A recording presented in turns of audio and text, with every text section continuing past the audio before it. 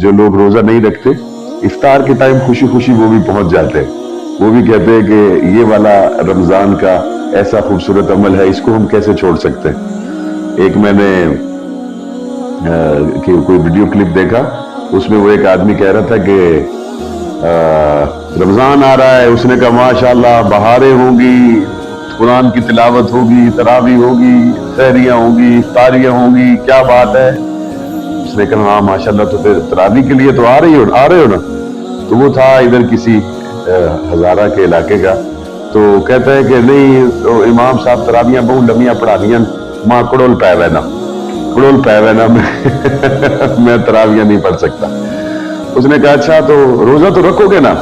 تو اس نے کہا نہیں روزہ بھی نہیں رکھوں گا، ساری دیہڑ دکانہ تے کم واسطے ماں کھنا پینا بہت رہ لگنی، پیاس بہت لگنی، تو میں روزہ نہیں رکھ سکنا۔ اس نے کہا اچھا افطاری؟ اس نے کہا افطاری تو کروں گا، میں کوئی کافر تو نہیں ہوں کہ میں افطاری بھی نہ کروں۔